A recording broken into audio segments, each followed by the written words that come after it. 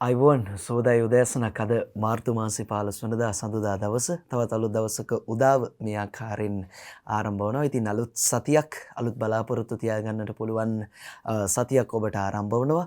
ඔබේ ජීවිතයේ ජයග්‍රහණ ඉලක්ක කරා යන්නට පහසු වන වාසනාවන්ත නිරෝගිමත් සතියක් වන්නට කියා ජයමග නාලිකාවේ අපි ඔබට මේ උදා වුණු සතිය ප්‍රාර්ථනා කරනවා. ඉතින් අද 15 වෙනිදා සඳුදා දවසේ අපි සූදානම් අලුත් දවසක් වැඩසටහන මේ ආකාරයෙන් ගෙනෙන්නට සතියක් පුරාවටම මේ සිදු වී තිබෙන සිදුවීම් ඔබට එක පෙළට උදෑසන 6:30ට ගෙනෙන්නට සූදානම් බව සිහිපත් කරනවා. දවස් දෙකක නිවාඩුවකින් පස්සේ ඔන්න ඔබට දැන් අද දවස කාර්ය බහුල දවසක් වේවි. කාර්ය බහුල දවස ඔබ උද්‍යෝගිමත්ව ගත කරන්න කියලා අපි ඔබට මතක් කරනවා. ඉතින් මේ අද මතක් කරන්නට යන්නේ ඔබට අමතක වුණු තවත් කාරණයක්. ඒක තමයි දැන් අපි අපේ රටේ සම්ප්‍රදායන් සිරිත් විරිත් ගැන අපි වැඩි වශයෙන් කතා කරනවානේ. ඒ වැඩි වශයෙන් කතා කරද්දී අපි අහලා තියෙනවා අපේ රටට අනන්‍ය වූ මහා ලොකු සම්ප්‍රදායක් මහා ලොකු සිරිත් විරිත් රසක් තියෙනවා. ඒ අතරින් අපි කවුරුත් අනිවාර්යෙන්ම අනුගමනය කරන්නට ඕන දෙයක් තමයි මේ වැඩිහිටියන්ට ගරු කිරීම කියන එක. ඇත්තටම මේ අද සමාජයේ ගත්තාම මේ වැඩිහිටියන්ට ගරු කිරීම කියන එක සමාජයෙන් යම් තාක් දුරට ඈත් වෙලා ගිහිල්ලාද කියලා දෙයක් මට හිතෙනවා. ඒ මගේ මතය. මොකද මේ දැන් ඉන්න පුංචි දරුවා පවා වැඩිහිටියන්ට ගරු කරනවා කියන එක උන්ට අමතක වෙලා ඒක පුරුදු කරන්නට ඕනේ දෙමව්පියන් විදිහට. දෙමව්පියන් තමයි මේක දරුවන්ට පුරුදු කරන්නට ඕනේ. අනිවාර්යෙන්ම මේ වැඩිහිටියන්ට ගරු කිරීම කියන එක අපි ප්‍රගුණ කරන්නට ඕනේ. මොකද සිහිපත් කරනකොට අපේ වැඩිහිටියන්ට අපි මුල් තැන ලබා දීලා කටයුතු කරන්නට ඕනේ.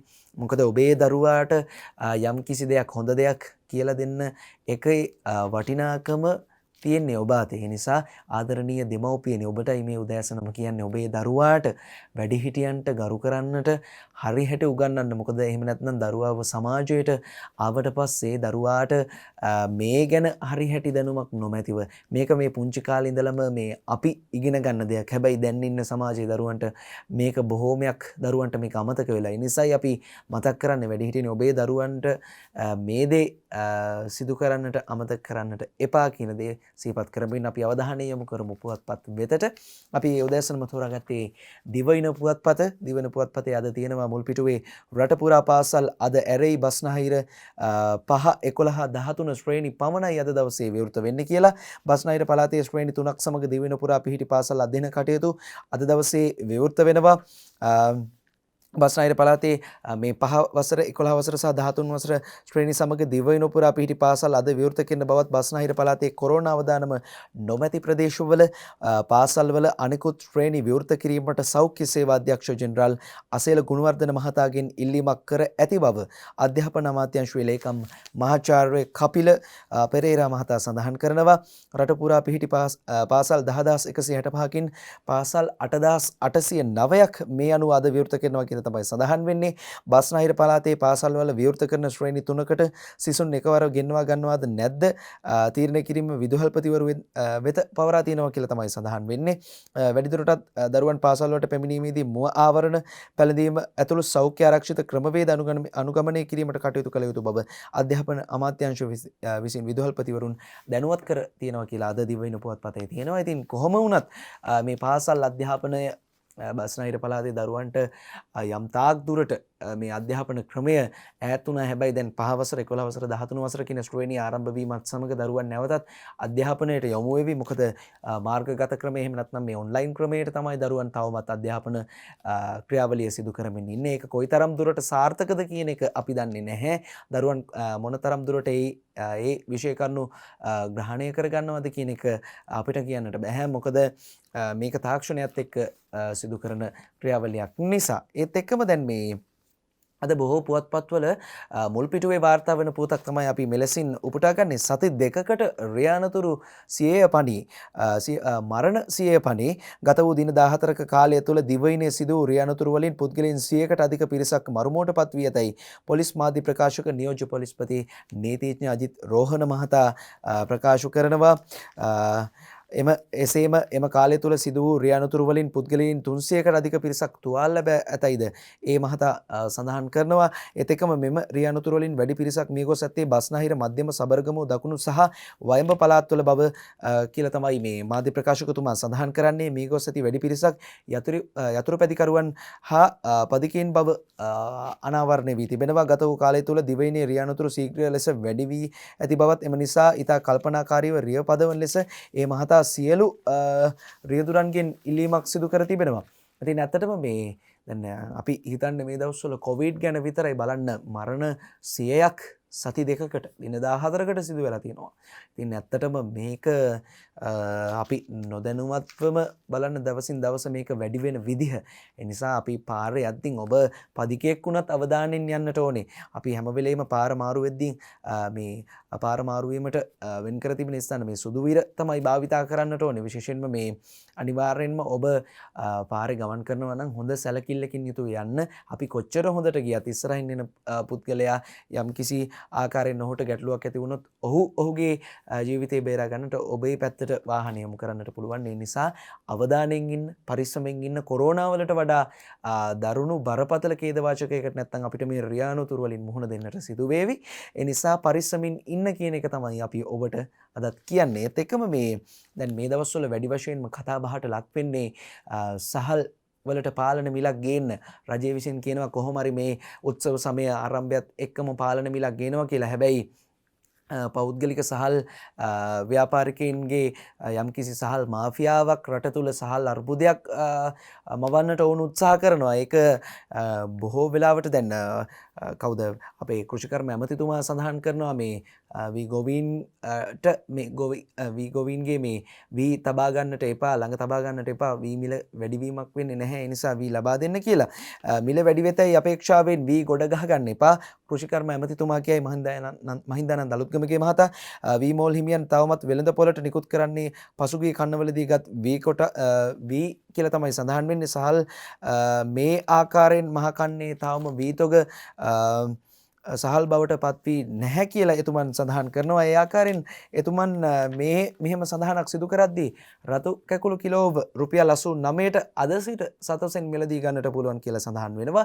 සිංහල හා හින්දු අලුත් අවුරුදු සමය තුල රතු කැකුළු කිලෝ රුපියල් 89 බැගින් සහන මිලකට අද සිට සතොස වෙළඳසල් වලින් මිලදී ගත හැකි බව වෙළඳ ඇමති බන්දුණු ගුණවර්ධන මහතා සඳහන් කරනවා.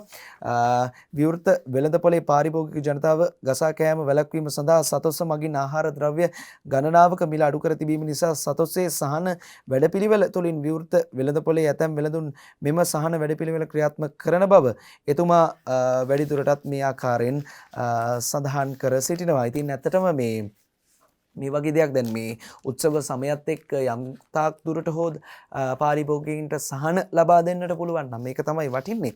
ඒත් එක්කම දැන් මේ සාමාන්‍ය පෙළ විභාගයේ පැවතුණා විභාග අක්‍රමිකතා පිළිබඳව අපි දැක්කා. මේ වංචාවන් පිළිබඳව වැඩි වශයෙන් වැඩි දෙනෙක් මේ පාර මේ විභාග වංචාවන් සිදු කරලා තිනවා. අපි දැක්කා යම් තාක් දුරට මව්බිම් පුවත්පතෙන් අපි මේ පොත අද උපුටා ගන්නේ විභාග මධ්‍යස්ථානයක නොසැලකිල්ල ගැන සිසුන් 16 දෙනෙකුගෙන් විභාග කොමසාරිස්ට පැමිණිල්ලක් ඉදිරිපත් කරලා තියෙනවා.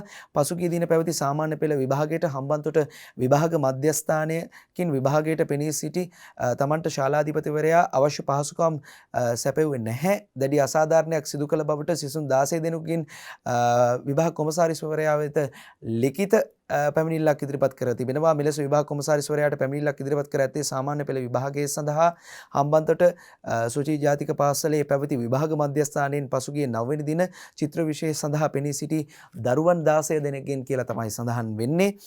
චිත්‍ර විෂයට අදාළ ද්‍රව්‍ය බල ඇඳීම සඳහා අප සිසුන් 16 දෙනෙකු ශාලාධිපතිවරයා විසින් ස්ථාන කිහිපයක වාඩි කර වූ අතර එහිදී ද්‍රව්‍ය බල ඇඳීමට සකස් කර තිබූ උපකරණ කිසිවක් නිසි පරිදි නිරීක්ෂණය වෙලා නැහැ කියලා තමයි පුවත්පතේ සඳහන් වෙන්නේ. මේ සම්බන්ධයෙන් පැමිණිල්ලක් ඉදිරිපත් කර තිබෙනවා විභාග කොමසාරිස්වරයාට. ඉතින් ඇත්තටම දැන් මේක සම්බන්ධයෙන් කතා කරද්දී දැන් මේ අසාධාරණයට කවුද මේ ඉදිරිපත් වෙන්නේ? අතරම අපි බලමු විභාග කොමසාරිස්තුමාන්ගේ අවධානය මේ සඳහා යොමු වේවි. ඒත් එක්කම ඔබට මතකද සමාජ මාධ්‍ය තුල වැඩි වශයෙන්ම අර කතා බහට ලක් වුණා මේ දරුවෙක්ට මාස 9ක් වයස ඇති දරුවෙක්ට වේවැල් පහරක් ලබා දෙන දර්ශනයක්. ඔබට මතක ඇති ඒක මොකද බොහෝ විද්‍යුත් ධාරාවේ මාධ්‍යවල සහ මුද්‍රිත මාධ්‍ය ධාරාවල පුවතක් බවට ඒකපත් වෙලා තිබුණා.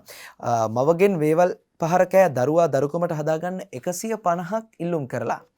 දුරකථන ඇමතුම් 150කට වඩා වැඩි ප්‍රමාණයක් මේ වෙද්දීන් ලැබිලා කියලා තමයි සඳහන් වෙන්නේ. ලංකාවේ සිංහල මව්වරුන් පිරිසක්ද දුරකථන ඇමතුම් ලබා දුන් පිරිස අතර වෙනවා කියලා තමයි සඳහන් වෙනවා. ඊට අමතරව විදේශ රටවල සිටින දෙමළ කාන්තාවන් විශාල පිරිසක්ද එම දරුවා දරුකමට හදා වඩා ගැනීම සඳහා අවස්ථාවක් සලසා දෙන ලෙස යාපනීය පොලිසියෙන් ඉල්ලීමක් කර තිබෙනවා. එම දරුවාගේ මව යහපත් මානසික මට්ටමකින් නොසිටින බවටත් විදේශ රටක සිටින ඇගේ සැමියා දරුවාට හා මවට ජීවත් වීමට කිසිදු මුදලක් ලබා නොදීම යන කරුණු නිසා මෙම දරුවා දරුකමට හදාගන්නට දෙන්න කියලා තමයි මේ ඉල්ලීම සිදු කරලා තියෙන්නේ. ඉතින් ඇත්තටම මේ බලන්න දරුවෙක් මොනතරම් වටිනවද ඇත්තටම. ඇයි මේ දෙමව්පියන් දරුවන් ගැන හිතන්නේ නැත්තේ? අපිට යම්කිසි ගැටලුවක් එතන මතුවෙන ඇත්තට මේ දරුවාට අමානුෂික ලෙස පහර දෙන්නේ. අපි දැක්කා ඒ පහර දීමත් එක්ක තවත් පසුගිය දවසක පුවතක් වාර්තා වුණා. ඒ පහර දීම සිදු කරේ දරුවාගේ පියාට ඒ වීඩියෝ දර්ශනය යවලා මුදල් ලබා ගන්න කියලා. ඉතින් ඇත්තටම මේකේ සත්‍ය අසත්‍යතාවය පිළිබඳව හොයා බලද්දී ඇත්තටම මොනවා වුණත් අවසානයේ පීඩාවට පත් වුණේ අහිංසක දරුවා. ඒ දරුවා ගැන කවුරුත් හිතුවේ නැහැ ඒ දෙමව්පියන්. ඒත් එක්කම දැන් මේ රට පුරා තිබෙන මද්‍රසා පාසල් 2000ක් වසා දමන්නට සූදානම් කියලා අද දිවයින පුවත්පතේ සඳහන් වෙනවා. වහබ්වාදය සහ මුස්ලිම් අන්තවාදයේ දරුවන්ට උගන්වන මද්‍රසා පාසල් පිළිබඳව මේ වන විට පුළුල් විමර්ශනයක් සිදු කර ඇති අතර එවැනි පාසල් 2000ක් රට පුරා ස්ථාපිත කර තිබෙන බවට හඳුනාගෙන ඇති බව සඳහන් කරනවා. මෙවැනි අන්තවාදී අදහස් උගන්වන පාසල් පැවතුනොත් ඉදිරියේදී රටේ ජාතිවාදී කලබල ඇතිවීමට ඉඩ ඇති අතර ජාතීන් අතර විශාල අසමගියක් ඇතිවීමට පුළුවන් කියලා තමයි සරත් වීරසේකර මහත්මයා සඳහන් කරන්නේ. අමාත්‍යවරයා සඳහන් කරනවා මේ ජාතිවාදී ගැටලු ඇතිවන්නට පුළුවන් කියලා. ඒත් එක්කම මේ බුර්කාව තහනම් කරනවා කියලා සඳහන් වෙනවා. මව්බිම් පුවත්පතේ මුල් පිටුවේ තමයි සඳහන් වෙන්නේ. ශ්‍රී ලංකාව තුළ බුර්කාව පැළඳීම තහනම් කිරීමට අදාළ කැබිනට් පත්‍රිකාව අද කැබිනට් මණ්ඩලය වෙත ඉදිරිපත් කරනවා කියලා සඳහන් වෙනවා. මෙම කැබිනට් පත්‍රිකාවට තමන් සිකුරාදා අත්සන් තැබූ බව මහජන ආරක්ෂක අමාත්‍ය රියාද් මිරර් සරත් වීරසේකර මහතාම සඳහන් කර සිටිනවා. පාස්කු ඉරිදා ප්‍රහාරයත් සමග මෙරට බුර්කාව තහනම් කිරීම පිළිබඳව සොයා බැලීම් නිර්දේශවද ඉදිරිපත් වී තිබුණා. මේ අතර මද්‍රසා පාසල් තහනම් කිරීමේ මේ අවධානයද යොමු වී තිබෙන මොහොතක බුර්කාව තහනම සඳහා වූ කැබිනට් පත්‍රිකාව සිකුරාදා දවසේ අත්සන් කරලා මේක කැබිනට් මණ්ඩලය වෙත යොමු කරන්නට සූදානමින් සිටිනවා කියලා තමයි එතුමන් සඳහන් කරන්නේ. ඒත් එක්කම මේ දැන් අපි බොහෝ සමාජ මාධ්‍ය ඇසුරු කරනවා. දැන් විශේෂයෙන්ම මේ Facebook සමාජ මාධ්‍ය ඇසුරු කරන පුද්ගලයන් බොහෝමයක් අද වෙනකොට රටේ ඉන්නවා. Facebook සාදයේ සිටි 7ක් මත්පැති සමග මාට්ටු. මුහුණු පොත හරහා සංවිධානය කළ සාදයක සිටි තරුණයන් පිරිසක් මත්පැති භාවිතා කර සිටීම සහ මත්ද්‍රව්‍ය ළඟ තබා ගැනීමේ චෝදනා මත අත්අඩංගුවට ගැනීමේ පුවතක් මහනුවරින් වාර්තා වෙනවා. නිරෝධායන නීති නොතකමින් මහනුවර අනිවත්ත ප්‍රදේශයේ පිහිටි හෝටලයක පවත්වා ඇති මෙම Facebook සාදය ඊයේ අලුයම වැටලූ මධ්‍යම පළාත් සුරාබදු විශේෂ මෙහෙයුම් ඒකකයේ නිලධාරීන් කණ්ඩායම මත්ද්‍රව්‍ය සන්තකයේ තබාගෙන සිටි පුද්ගලයන් 7 දෙනෙකු අත්අඩංගුවට ගෙන තිබෙනවා. අදාළ වැටලීම් සිදු කරන අවස්ථාවේ තරුණ තරුණියන් 60 දෙනෙකු පමණ සාදයට එක්ව සිටියා කියලා තමයි සඳහන් වෙන්නේ. ඔවුන් මත්පැන් වලට අමතරව මත්පැති පානය කරන්නට ඇති බවට සුරාබදු නිලධාරීන් සැක කරනවා. සමාජ මාධ්‍ය ඔස්සේ පුළුල් ප්‍රචාරයක් ලබා දෙමින් මෙම Facebook සාදය සංවිධානය කර ඇත්තේ කොළඹ ප්‍රදේශයේ පිරිසක් කියලා තමයි සඳහන් වෙන්නේ. මෙහිදී එක් අයෙකුගෙන් රුපියල් 2000ක මුදලක් අය කර තිබෙන බවත් සාදය සංවිධානය කළ පුද්ගලයාට බලපත්‍ර නොමැතිව විදෙස් මත්පැන් අලෙවි කිරීමේ චෝදනාව යටතේ නීතිමය ක්‍රියාමාර්ග ගන්නා බව මධ්‍යම පළාත් සුරාබදු විශේෂ මෙහෙයුම් ඒකකයේ ස්ථානාධිපති නාලක මලවිතාරණ මහතා සඳහන් කර සිටිනවා. ඒත් එක්කම දැන් මේ කොවිඩ් එක්ක අධ්‍යාපන ක්‍රමවේදයට බොහෝ විදියට ගැටලු ඇති වුණා. විශේෂයෙන්ම දැන් පහුගිය සාමාන්‍ය පෙළ විභාගයේ මාර්තු මාසයේ පළවෙනි දිනින් ආරම්භ වුණා. හැබැයි ඒක ආරම්භ වෙන්න තිබ්බේ දෙසැම්බර් මාසයේ 2020 වර්ෂයේ. නමුත් 2021 වර්ෂයේ තමයි පැවැත්වුනේ. දැන් අගෝස්තු මාසයේ පැවැත්වෙනවා පහවසර වෙනදාට නම් අගෝස්තු මාසයේ තමයි පැවැත්වෙන්නේ පහවසර ශිෂ්‍යත්ව විභාගයේ සහ උසස් පෙළ විභාගයේ. මෙවර උසස් පෙළ විභාගයට මොකක්ද වෙන්නේ? ශිෂ්‍යත්ව විභාගයට මොකක්ද වෙන්නේ? දරුවන්ට මේ කොවිඩ් එක්ක ඒක හරියට අධ්‍යාපනයේ නියැලෙන්නට හැකියාව ලැබුණාද? විෂය නිර්දේශය ආවරණය වුණාද? ඇත්තටම දරුවන්ගේ පැත්තෙන් හිතන්නට ඕනේ. මොකද ඇත්තටම මේ දිනමින පුවත්පතට තමයි අපි මේ අවධානය යොමු කරන්නේ. උසස් පෙළ 5 ශිෂ්‍යත්වයේ දිනය තවම නිශ්චිත නැහැ කියලා තමයි සඳහන් වෙන්නේ. තීරණය කල් දමනවා කියලා සඳහන් වෙනවා. අධ්‍යාපන අමාත්‍යාංශයේ ලේකම්වරයා එලෙසින් සඳහන් කරනවා. මෙවර අපොස උසස් පෙළ සහ පහ ශ්‍රේණියේ ශිෂ්‍යත්ව විභාගය නියමිත පරිදි අගෝස්තු මාස පැවැත්වීම සම්බන්ධයෙන් අධ්‍යාපන අමාත්‍යාංශයේ තීරණ ගැනීමේදී දරුවන්ගේ විෂය නිර්දේශයේ ආවරණය කර තිබේද නැද්ද යන්න එසේ කිරීමට නොහැකි වූයේ නම් අගෝස්තු මාසයේ මේ විභාගය අවසන් කරගන්නට හැකියාව ලැබෙන්නේ නැහැ කියලා තමයි සඳහන් වෙන්නේ. පාසල් ආරම්භ වීමෙන් පසු දරුවන් මුහුණට මුහුණලා මෙම තොරතුරු ලබා ගැනීමට කටයුතු කරන බව මේ අධ්‍යාපන ලේකම්වරයා වැඩිදුරටත් සඳහන් කර සිටිනවා. ඒත් එක්කම දැන් මේ කොවිඩ් එක අධ්‍යාපනය වගේම තමයි දැන් ලංකාව කියන්නේ සංචාරකයන් වැඩි වශයෙන් පැමිණෙන රටක්. ඉතින් මේ සංචාරක ක්ෂේත්‍රයේ නියල ඉන්න පුද්ගලයින්ට කොහොමද මේ දැන් මේ ඔවුන්ගේ එදිනෙදා ජීවිකාව ගැට ගහගන්නේ? ඔවුන්ට යම්කිසි සහන ක්‍රමවේදයක් ලබා දී තිබෙනවා රජය. ඔවුන්ට තවත් සුබදායි පුවතක් තමයි මේක. සංචාරක ක්ෂේත්‍රයේ නියත වූවන්ට ලේසින් සහනය තවත් මාස 6ක කාලයක් ලබා දෙනවා රජය තීරණය කර තිබෙනවා. කොවිඩ් වසංගතයේ හේතුවෙන් සංචාරක ක්ෂේත්‍රයේ නියත වූවන් සඳහා ලබා දී තිබූ ණය හා ලේසින් සහන පැකේජය තවත් මාස 6කින් දීර්ඝ කිරීමට රජය තීරණය කරනවා. ඔවුන් සඳහා වන ලේසින් පහසුකම් දීර්ඝ කිරීමේ චක්‍රලේඛය මේ වන විටත් නිකුත් කර ඇති අතර ණය සහන් ලබා දීමේ චක්‍රලේඛය ඉදිරි සති කිහිපය තුළ නිකුත් කිරීමට මහ බැංකුව එකඟත්වය පළ කර තියෙනවා කියලා තමයි සඳහන් වෙන්නේ. ඉතින් ඇත්තටම මේ සංචාරක ක්ෂේත්‍රයේ නියත වූවන්ට ඇත්තටම මේක නම් ඉතාමත් වටිනා සහනයක් විදිහට තමයි අපි නම් හිතන්නේ. ඒත් එක්කම මේ ශිෂ්‍යත්වයෙන් සුදුසුකම් සපුරා ඇති සිසුන් 6 ශ්‍රේණියට ගන්න අධ්‍යාපන ලේකම් විදුහල්පතීන්ට දන්වයි. දිවයින පුවත්පතේ පුවතක් වෙත මේ අකරණ අවධානය. ඉක්ුත් 5 ශ්‍රේණිය ශිෂ්‍යත්ව විභාග ප්‍රතිඵල මත සුදුසුකම් සපුරා ඇති සිසුන් 6 වෙනි ශ්‍රේණියට ඇතුළත් කර ගැනීමට කටයුතු කරන ලෙස අධ්‍යාපන අමාත්‍යාංශයේ ලේකම් මහාචාර්ය කපිල පෙරේරා මහතා විදුහල්පතිවරුන්ට දැනුම් දී තිබෙනවා. 2020 වර්ෂයේ ශිෂ්‍යත්ව විභාගයේ පවත්වා ජනප්‍රිය පාසල් වලට දරුවන් ඇතුළත් කර ගැනීමට අධ්‍යාපන අමාත්‍යාංශය විසින් කඩේම් ලකුණු පසුගිය ජනවාරි මාසේ 15 වෙනිදා නිකුත් කර තිබෙන බවත් ඒ සැලකිල්ලටගෙන පුරප්පාඩු 90 සිසුන් ඇතුළත් කර ගන්නා ලෙසත් අධ්‍යාපන ලේකම්වරයා දැනුම් දී තිබුණා. හැබැයි මේ කොහොම වුණත් මේ කඩේම් ලකුණු සම්බන්ධයෙන් යම්කිසි ගැටලුකාරී තත්වයක් මතුවුණා. මේකෙන් අසාධාරණයක් වුණා කියලා අපි දැක්කා. උද්ඝෝෂණ පවා සිදු කළා මේක සම්බන්ධයෙන්. ඒත් එක්කම පොලිසිය 40000කට කොවිඩ් එන්නත මේ වෙද්දී ලබා දීලා කොවිඩ් එන්නත පහුගිය 9 වෙනිදා වෙනකොට පොලිස් නිලධාරීන් 40000කට ලබා දී ඇතැයි පොලිස් මාධ්‍ය ප්‍රකාශක නියෝජ්‍ය පොලිස්පති නීතිඥ අදිත් රෝහණ මහතා සඳහන් කරනවා. මෙම එන්නත ලබා දී ඇති වැඩි පිරිසක් ශේෂ්ත්‍රයේ රාජකාරී කරන නිලධාරීන් බව හෙතම එතුමා සඳහන් කරන අතර පොලිස් නිලධාරීන් තවදුරටත් එන්නත ලබා දීමේ කටයුතු සිදු කරමින් තිබෙන බව එතුමන් සඳහන් කර සිටිනවා. ඉතින් අපි තවත් පුවත් කිහිපයක් උපුටා ගන්නට සූදානම්. අපි අද දවසේත් ඔබට වැඩසටහන් රාශියක් ජයමග නාලිකාව POTV නාලිකා අංක 94 ඔස්සේ විකාශය කරන්නට සූදානම්. ඒ වගේම අපේ YouTube නාලිකාව ජයමග TV YouTube නාලිකාව subscribe කරන්නට පුළුවන්. සියලු වැඩසටහන් ඔබට එසැනින් නරඹන්නට හැකියාව තිබෙනවා අපේ YouTube නාලිකාව හරහා. ඒත් එක්කම අපි දැන් මේ දවස්වල දැක්කා මේ සමාජ මාධ්‍ය තුල වැඩි වශයෙන් කතා බහට ලක් වුණා මේ ශ්‍රී ලංකා දජය සහිත පාපිස්නාවක් සහ මේ පාපිස්නාව ඇමසන් මේ වෙබ් අඩවිය තුල මේක විකුණන්නට තියෙනවා කියලා. ශ්‍රී ලංකා ජාතික දජය සහිත පාපිස්නා දැන්වීම ඉවත් කරයි. ශ්‍රී ලංකා ජාතික දජය සහිත පාපිස්නා සහ පාවාහන් වෙළඳ දැන්වීම වහා ඉවත් කරන ලෙසට චීනීය ශ්‍රී ලංකා තානාපති කාර්යාලය කළ දැනුම් දීමට අනුව අදාළ වෙළඳ දැන්වීම ඉවත් කිරීමට ඇමසන් වෙබ් අඩවිය පියවරගෙන තිබෙනවා. චීනීය ශ්‍රී ලංකා තානාපති කාර්යාලය විසින් මේ සම්බන්ධයෙන් ඇමසන් සමාගම වෙත ලිඛිතව දැනුම් දී තිබෙන අතර ඒ අනුව වෙළඳ දැන්වීම ඉවත් කරගෙන තිබෙන බව චීනයේ නිෂ්පාදිත මේ පාපිස්නාව සහ මේ පාවාහන් යුගල පිළිබඳව වැඩි වශයෙන්ම කතා බහට ලක් වුණා. සමාජය තුළ විවිධ අය විවිධ තමන්ගේ මතයන් ඉදිරිපත් කර තිබුණා අපි දැක්කා. හැබැයි මේ ඇත්තටම ඒක අපේ රටට විදිහට ගැලපෙන්නේ අපිට අනුවන වූ සංස්කෘතියක් තියෙනවා අපි අපේ රටට ආදරේ ඒ නිසා අපිට ඒක ගැලපෙන්නේ නැහැ. ඒ වගේම තමයි රටට ආදරය කරන පරපුරක් විදිහට අපි සියලු දෙනාම මේ රටේ තියෙන පරිසර පද්ධතියත් ආරක්ෂා කරගන්නට ඕනේ.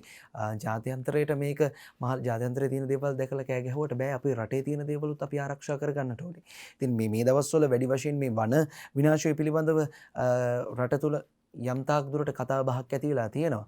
ඒකට විවිධ වූ පාර්ශ්වයන් විසින් විවිධ වූ මතයන් ඉදිරිපත් කරනවා. හැබැයි මේක ආරක්ෂා කරගන්න කවුද කතා කරන්නේ? ඔන්න ඔතනයි අපිට තියෙන ප්‍රශ්නේ. ඉතින් මේක ආරක්ෂා කරගන්නට කවුරුත් කතා කරන්නේ නැහැ.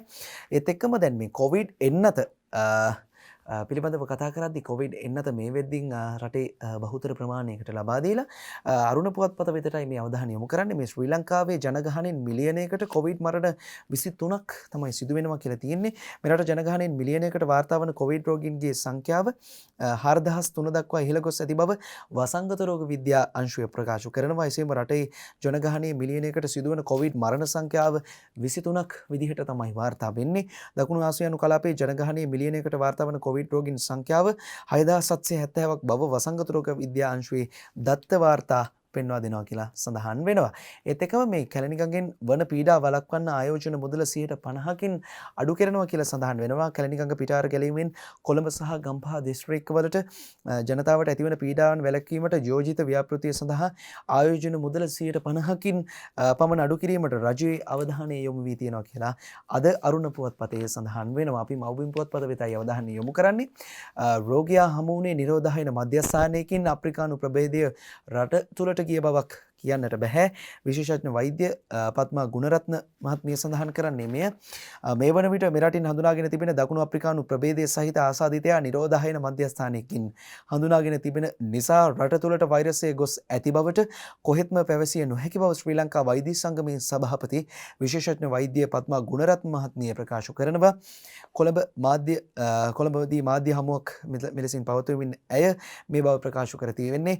විදේශ රටවල සිට පැමිණෙන අය නිරෝධායන කිරීම පිළිබඳව සෞඛ්‍ය අමාත්‍යාංශය අනිවාර්ය කාරණයක්සේ සලකා කටයුතු කරන හේයින් එම ආසාදිත වූවන් රට තුළට යන්නේ සම්පූර්ණයෙන් සුවය ලැබීමෙන් පසු බව එතුමිය වැඩිදුරටත් සඳහන් කර තිබෙනවා. දැන් මේ ආසාදිතයන්ගේ දේහයන් භූමදාන කිරීමේ දී අපි දැක්ක පහුගිය කාලේ ගැටලුවක් ඇති වුණා. විවිධ වූ ප්‍රදේශවල මේක මේ භූමදානය කරන්නට එපා කියලා තමන්ගේ ප්‍රදේශය තුළ ආසාදිත දේහයන් භූමදානය කිරීමේ ගැටලු දැන් නැහැ. හමුදාපති ජෙනරල් ශවේන්ද්‍ර සිල්වා මහතා සඳහන් කරනවා කොරෝනා ආසාදිතව මියගිය තැනැත්තන්ගේ දේහයන් භූමදානය කිරීම සම්බන්ධයෙන් පවතින ගැටලු සම්පූර්ණයෙන් මේ වන විට निराකරණය කොට ඇති බව ඊයේ වන විට කොරෝනා ආසාදිතව මියගිය 45 දෙනෙකුගේ දේහයන් භූමදානය කොට අවසන් කළ බව කොරෝනා ව්‍යාප්තිය වැළැක්වීමේ ජාතික ක්‍රියාන්විත මධ්‍යස්ථානයේ ප්‍රධානී යුද හමුදාපති ජෙනරල් ශවේන්ද්‍ර සිල්වා මහතා ප්‍රකාශ කරනවා.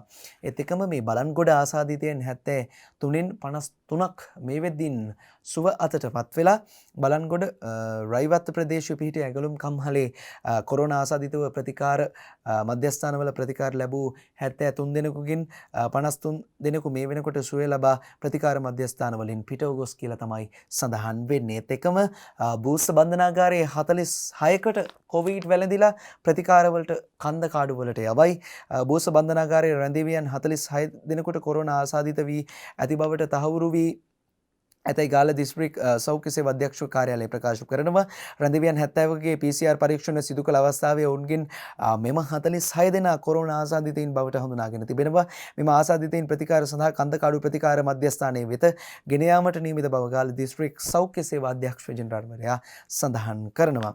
ඉතින් මේ ආකාරයෙන් කොවිඩ් රෝගීන් දවසින් දවස වාර්තා වෙද්දී අපිට ඇස නොගැටෙන පැත්තක් තමයි මේ ඩෙන්ගු රෝගය. ඇත්තටම මේ ඩෙන්ගු රෝගයෙන් සාමාන්‍යයෙන් පහුගිය කාලේ වැඩි වශයෙන් රට තුල මරණ සිදු වුණා.